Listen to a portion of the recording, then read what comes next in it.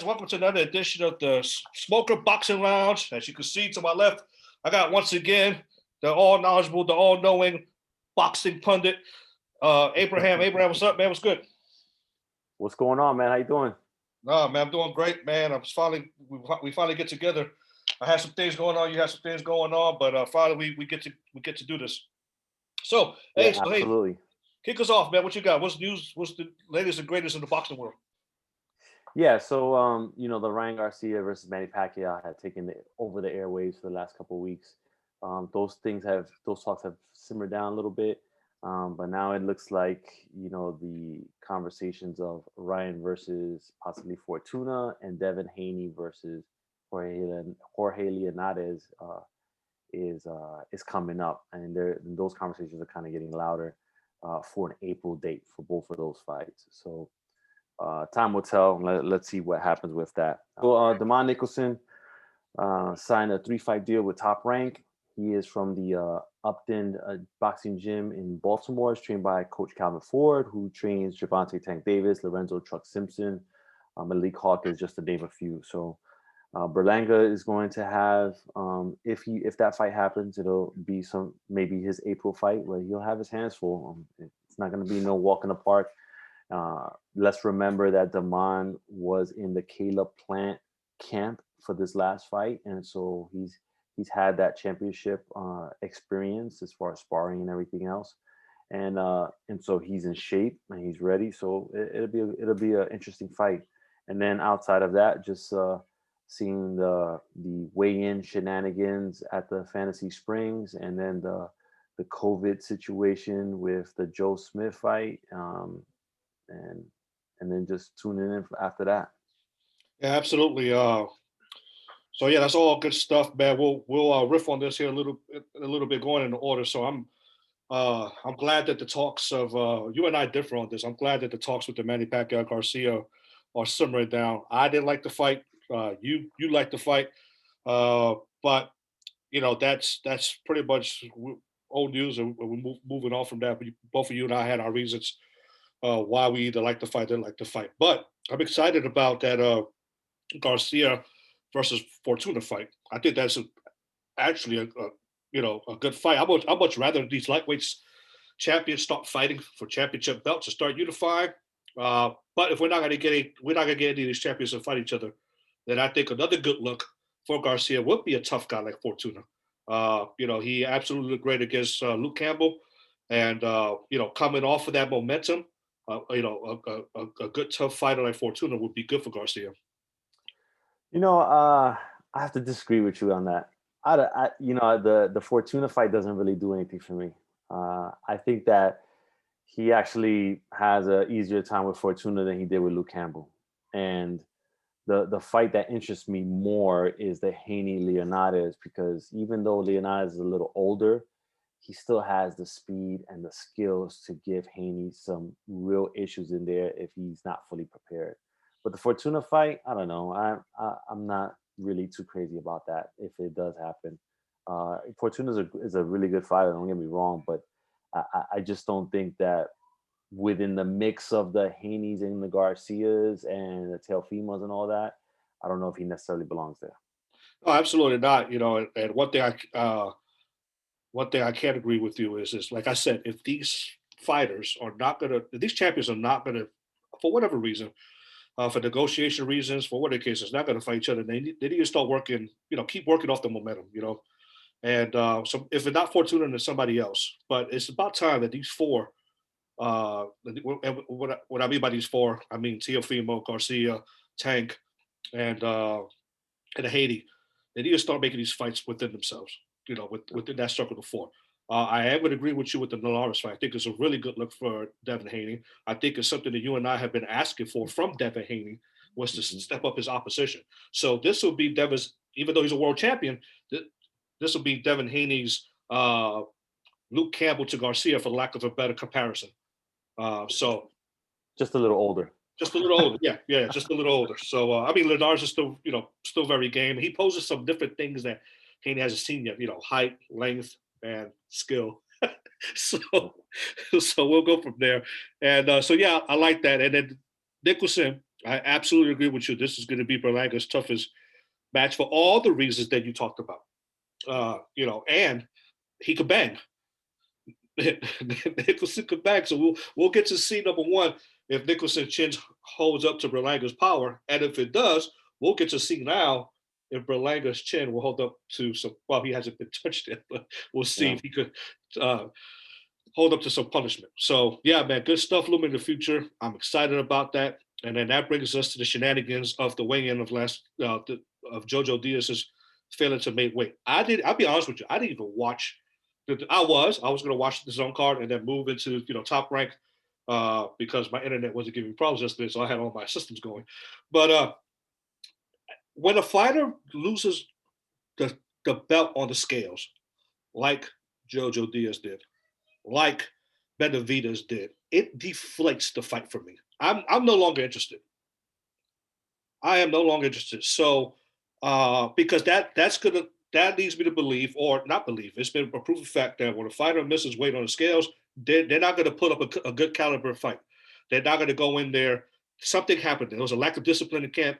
Something happened, and trying to lose so much weight to still not even make the weight. JoJo Diaz wasn't going to be the same. And apparently, it showed yesterday because I was watching the Twitter feed and Tevin Farmer was on it. He was calling him out like crazy. And so apparently he looked sluggish. He wasn't the JoJo Diaz of before. And it showed because the fight ended in a draw.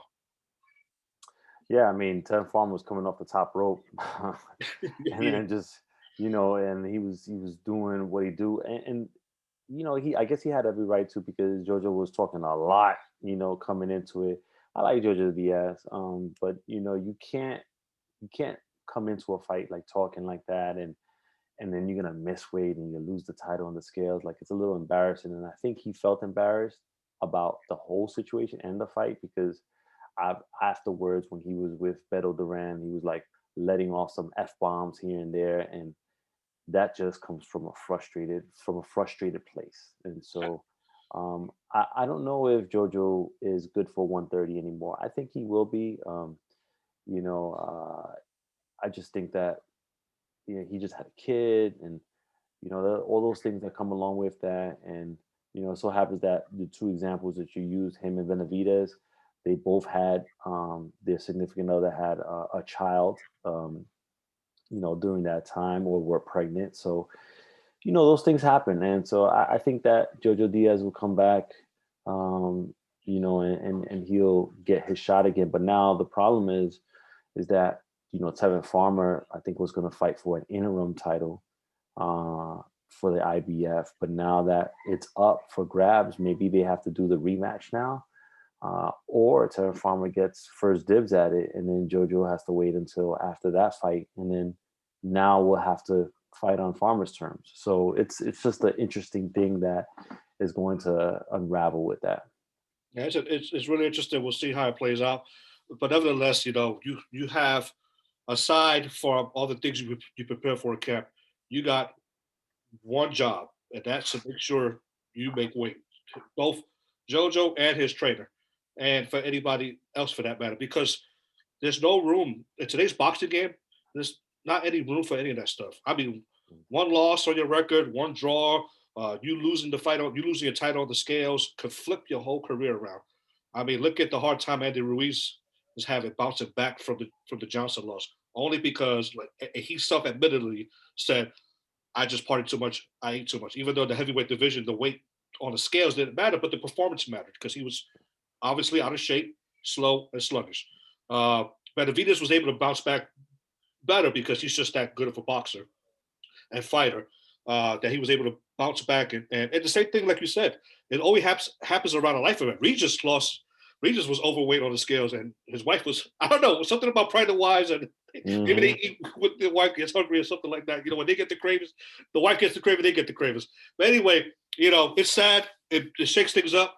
There's nothing wrong with making an assessment and say, you know what, I just can't fight at this weight no more. Teofimo is like, look, if a fight with Cambosos or somebody doesn't play out in the near future, I'm going to move up. I can't be waiting around, because he self-admitted says he's having a hard time making 135 pounds. So he needs to.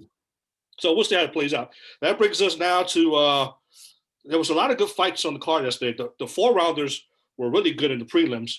Tucker showed a beautiful, beautiful left hook to the body. I don't know if you saw that, but this young kid named Tucker, he took it was a beautiful left hook to the body and knocked his opponent out. And it's always great to have a knockout. It's even better when it's a knockout to the body. And then once the main card started, the first fight was Big Baby. So Jared Anderson started off, and he looked tremendous, man. What were your thoughts about his performance? So I thought Big Baby had a really good jab last night. Yes. You know, I did like how he was pumping that jab. I think he could have gone to the body a little more. Maybe if he would have gone to the body a little more, he could have gotten him out of there sooner. But he did look good with the jab. I was a little, you know, if I had to nitpick at something, I would say him pulling back with his hands down is a little bit of a negative thing for him, and something that he needs to work on, especially if he's fighting a guy that has long arms that could probably hit him, you know, when he does that from a reach, because Wilder does something like that as well. So, you know, he just needs to kind of be mindful of that. But I thought he had a really good performance, and he is getting the build up, you know, as the next big American heavyweight. And so I think this year we'll see more Jared Anderson on ESPN. Yeah, absolutely.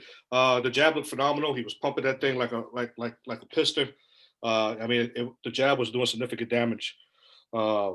And like you, there was some things he needs to work on. I agree. If he would have went to the body a little earlier, he probably would have took this guy out a little earlier. But nevertheless, it was a knockout performance, which he needs to build up his rankings and build up his status and moving up in the pro fights. And like you, the same thing I saw. I would like him to, either work on his head movement or, move laterally. I mean, they teach you that in boxing 101. You never move back straight back, and especially in the heavyweight division where these guys are long and hit hard. So if he comes up against a guy like Deontay Wilder, he'll easily capitalize on that.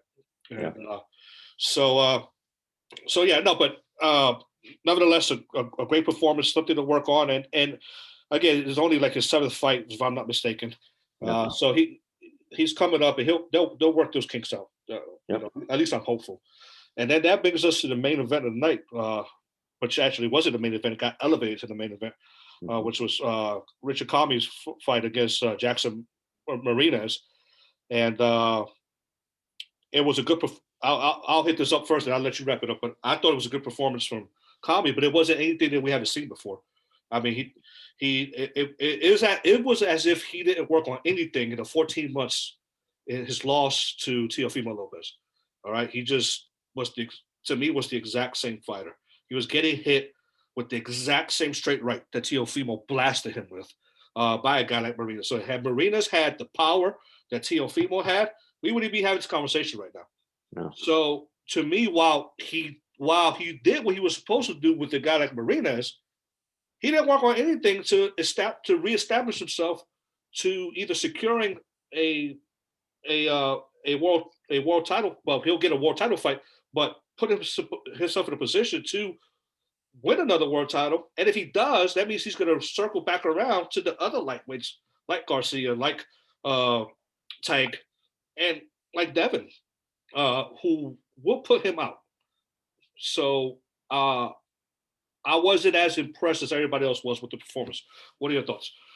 So I think that you're right. He did what he was supposed to do, right? And so, Martinez, I thought he was going to put up a little bit better of a fight, and he didn't look as sharp as he did against Romero. Correct. So, and Commney did what he was supposed to do. He was getting hit with that right hand, but he was also, I think that what threw Martinez off was Commney's pressure and him throwing multiple punches and combinations. I think that's what threw him off a little bit. And Commney's a strong guy, and his reach, he was able to get into, Commney was able to get into a range where he could hit him effectively from a distance, but when he got hit, it wasn't at full blast. I don't know if you remember when Teofimo hit Commney, it was like at a shorter range rather than what Martinez was hitting him with. So, Commney did a good job. I don't know who he's going to fight next. I saw your boy was calling him out. that you recently did an article on. So That was funny. that fight will probably happen next. And until the whole Telfimo situation, works out, because if Telfimo ends up fighting Cambosos and then he ends up, moving up to 140 to fight, the Josh Taylor, them undisputed, guys. the undisputed champ there, then all those belts are going to be available again. So Commney just needs to sit back and wait to see how all that plays out. Yeah, absolutely, man. It's interesting that you brought up Felix Verdejo, calling him out last night, which was, in my opinion, disgusting. I'm very critical of Verdejo. I have been for a long time. Remember I told you that if I run into a couple people at an event that probably punch me in the face, I think he's one of them. And and as you can see from the article that I wrote on him, so he goes on Puerto Rican YouTube channel that didn't circulate very well into the mainstream boxing media, and I think he wanted it that way.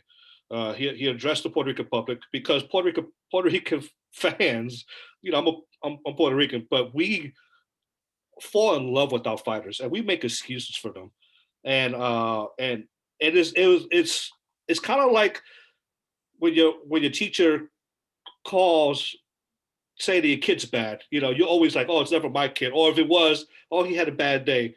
Puerto Rican fans make too many excuses for their fighters, and I don't when it comes to Verdejo, for all the reasons that I talked about in the article. Yeah.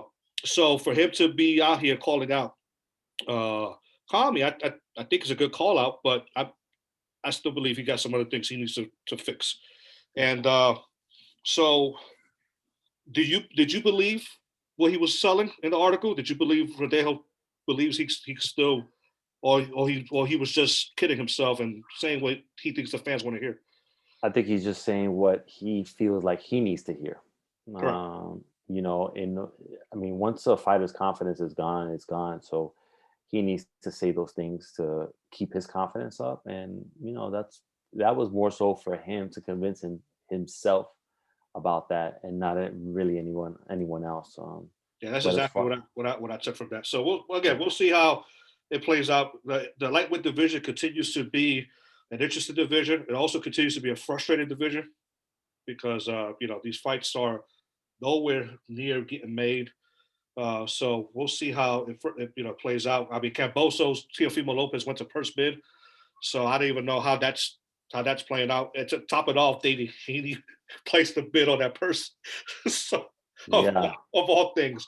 So that wraps up our main topics today. So that takes us into future events. Have you heard any buzz in the heavyweight division? What's going on with those in the heavyweight division? Well, from what I'm hearing, the Joshua and Fury fight is going to happen. Whether that's 2 this year or whether that's 1, the later we get in the year, the more it seems like it's just going to be 1. Because of the fans, and going back to the lightweight division really quick, it's a lot of those fights aren't being made because there's no money as far as crowd revenue, and that's what drives everything, and that's why everything keeps getting pushed down the road. But Fury, Joshua, it looks like they're just trying to cross the T's, dot the I's, and then see what happens from there. Andy Ruiz, he's going to be fighting in the spring-ish, summer. So he's gonna be coming back. I heard a name. Can you clarify the name? I heard a name. I heard it was Areola. Is that true? Yeah. That's what they're talking about right now. They're talking Areola. So it's a good fight for people in Southern California. To be honest with you, people will come out for that. Now you may not think so, but they probably get a really good crowd at the StubHub for that fight. No. I'm just. I know people come out for it. It's just I can't believe Chris Areola is still fighting. So, yeah, but he is, and I think it makes a good touch-up fight for Andy Ruiz to come back. And Andy Ruiz is a good fighter. Regardless of what his appearance may say otherwise, but he is a good fighter, and if he's on his game, he's very good. So I think that's a good step-up fight for him. And then of course we continue with the Wilder shenanigans in his camp, and he's slowly but surely talking himself out of boxing. Yeah, I don't know what's going on with him.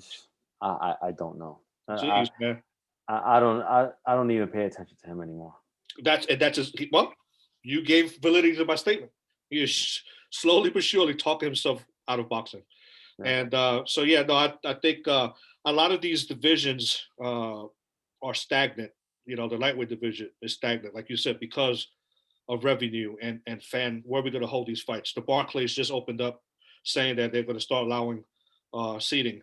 So as these venues start to open up, hopefully some of these fights get made. The middleweight division is also stagnant. The super middleweight division also stagnant. A lot of good fighters, a lot of good champions in these divisions. You know, the Charlos and Charlo and Hurd are starting to jibber jabber back and forth. You know, I like that fight. And then finally, well, let me touch on that real quick. Oh yeah. You mentioned Charlo and Hurd. So you know, everybody was quick to say, oh yeah, well, you know, now it's gonna be Charlo and Castano, you know, undisputed. I don't think that happens right away.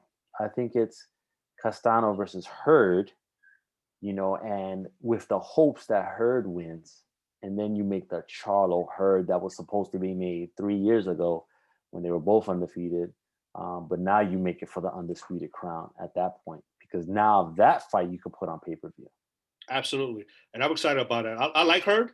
I really do. I mean, he's everything you want to see in a fight. He's talented. He's long. He's big, and he can bang. He's not scared to bang. You know, and I think you know, him facing a guy like Charlo will make for a good fight. Then we got to see which one of their personalities shows up to the fight. That honestly, I think they're so, in my opinion, they're so evenly matched that it's all going to boil down who wants it more in that fight. But we'll see. Hopefully it gets made. And so yeah, there's a lot of chit chatting going on. There's a lot of potential good fights in the future. Hopefully, this pandemic starts to, you know, flatten out. The curve starts to flatten out. We could get back to normal business, you know, and fighting. But in about 9 days, man, we got a banger. We got a banger in Berchelt and Valdez, man. So you know, that's going to be exciting. I think that's going to be our next. I think you and I will break that one down next week's episode, and we'll go from there. But I'm really excited about that one. Yeah, I'm excited for that one, as long as it lasts. We'll see. You know, what's your initial gut tell you? Oh, I don't know. I don't want to put it out there just yet. Let's hold off on it, man. I want to hold off. Yeah, it's too easy to get emotional about this fight, man. And sometimes I'm gonna lead us the wrong way. All right, Abe, well, thanks for another great segment. You have anything else to wrap it up? Any future events? Anything else going on? No, I spoke with Roman Chocolatito Gonzalez a couple of days ago, so that's gonna be coming out this week on NewYorkFights.com, and you know, just looking forward to what you got coming and what you got cooking as far as articles and stuff like that, and we'll go from there. All right, yeah, check it out, man.